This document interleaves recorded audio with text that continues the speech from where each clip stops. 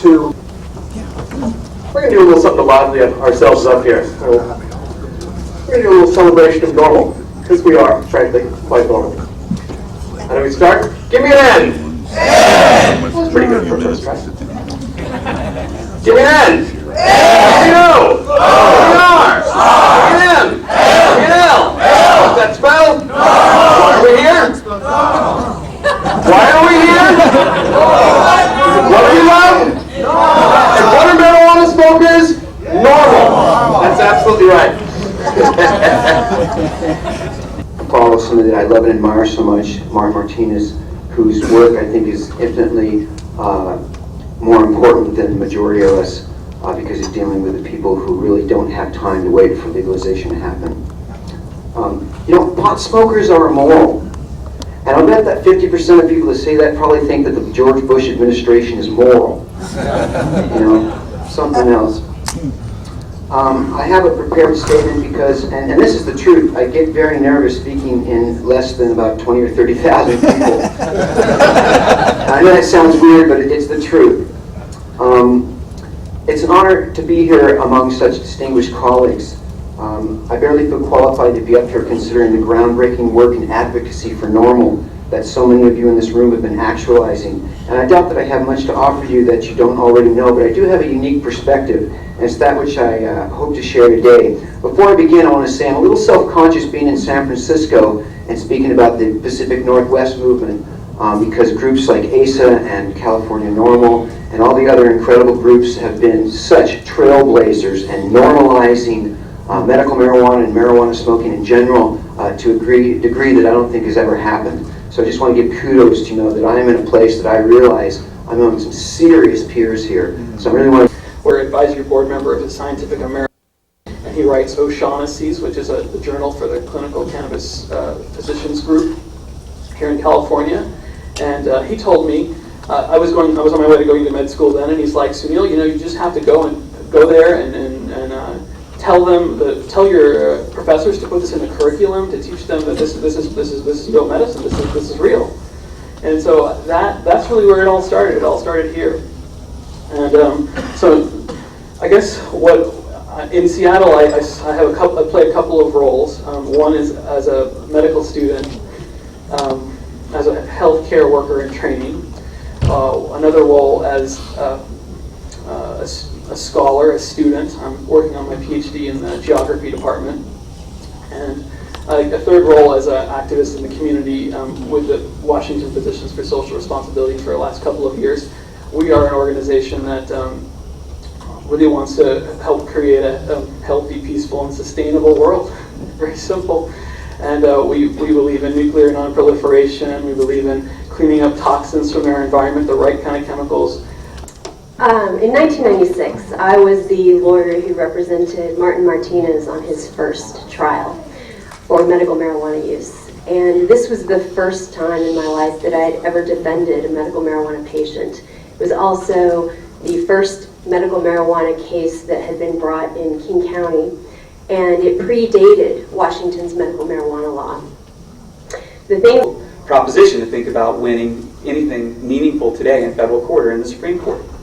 So what we have to do is we have to fundamentally change the way that mainstream Americans think about, feel about, talk about drug law reform and marijuana law reform. And you can't do that sort of from the top down nationally. You have to do that from the grass up, from the grassroots up.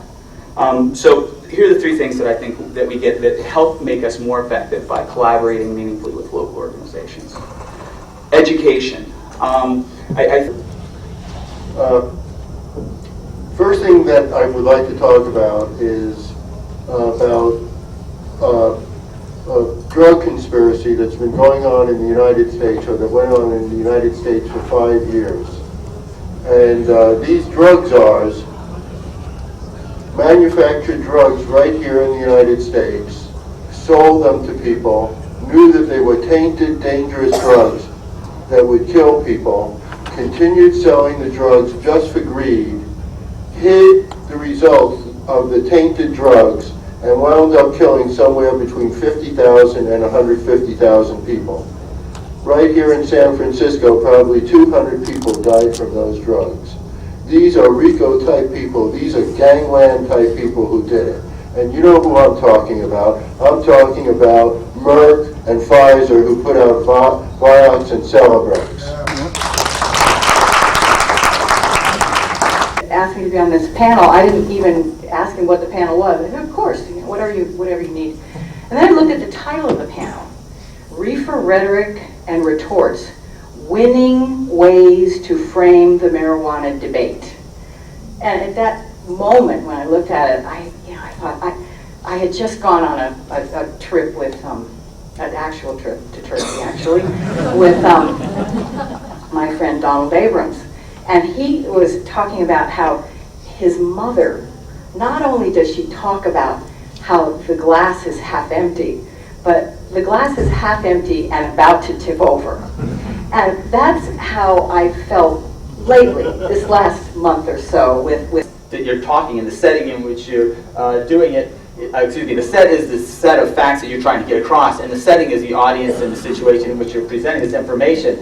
If facts were the answer, we would have won a long time. There would have been one edition of Drug War Facts, and it would have all ended. Apparently that didn't happen. So what we need to do is to find a way of getting the communication out here, and the first thing is to come up with a 3-point theme. That's when I started Business Alliance for Commerce and Hemp. The first thing I did was talk about separating medical marijuana from hemp and discussing each of them separately, never denigrating any of them. I don't say, well, hemp is important, the other ones aren't, or vice versa, but to say, like, each of them individually has merit and deserves to be legalized, and we combine all three of them, there's absolutely no reason why we shouldn't have done so by now. The word, look, listen, and learn. We learn from our allies, but we also learn from our enemies.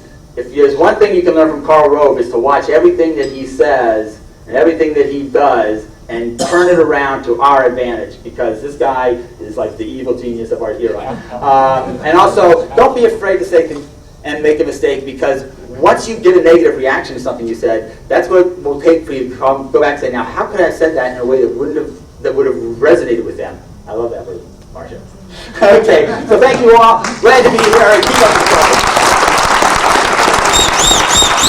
There's a wonderful way to spend some time and possibly influence people's perceptions. You can write a letter in an hour, and I'll tell a little story. I got into this movement. I decided I was going to write a book several years ago about how bad the drug war was, and so everybody would know.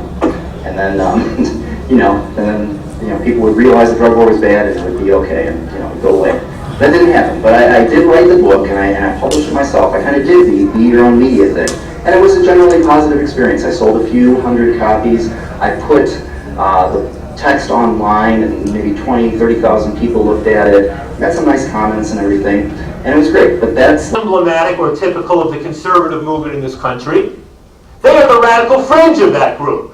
They are what you might call the John Birchers of the war on drugs. Right? Remember, back in the 50s and 1960s, right, when everybody was anti-communist, right? Everybody was against communism. Then you had the John Birchers, who were beyond the pale. They were the ones who believed that the whole Russia-China conflict was just make-believe to kind of trick us into believing they were, right? I mean, they were the ones who were fanaticized. They were the ones who represented a tiny fraction. But they oftentimes did have political power. And what we see here today with John Walters and those folks are the John Birchers of the drug war. Are the people who have no element of compassion on this thing and who understand. It's the thing that George Lakoff, I think his name's mentioned before, wrote the book Moral Politics, and the other little book, Don't Think of an Elephant or something. The guy who's become sort of the new darling of intellectual progressive vision in America. And he makes this point that somebody else put up yesterday about these two different visions of America.